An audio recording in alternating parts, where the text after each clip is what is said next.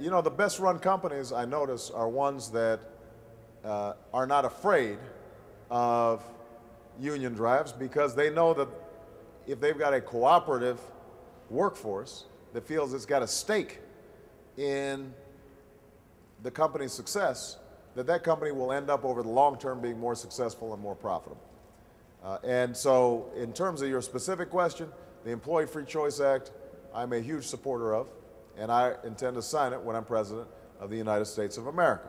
For those of you who aren't aware, the Employee Free Choice Act says that you can sign a card saying you want to join a union, and if you get a majority of signatories in the plant or facility, then in fact a union is created, as opposed to creating a whole series of barriers and hurdles that oftentimes management uses to break up or discourage the union movement.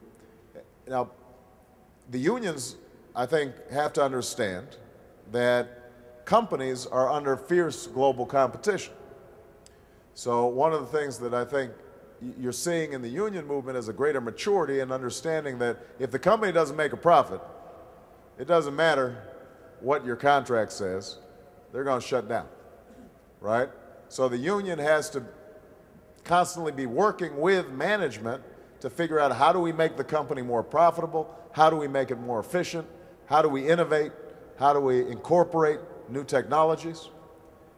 And if you've got that attitude, then I trust the American workforce. I believe that we can compete with anybody in the world. There is nobody that we can't compete with, and we shouldn't be afraid of competition. We shouldn't be afraid of competition, but what we do have to make sure of is that our strategy for long-term economic growth is not just to drive down wages, eliminate benefits, and boost corporate profits at the expense of workers.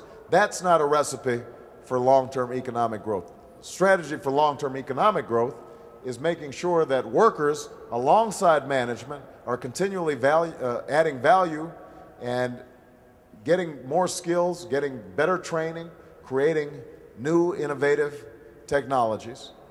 That's going to be the recipe for long-term success. And my job as president is going to be to encourage that partnership and to continually invest in workers. I mentioned earlier I want to give a $4,000 tuition credit every student every year for college.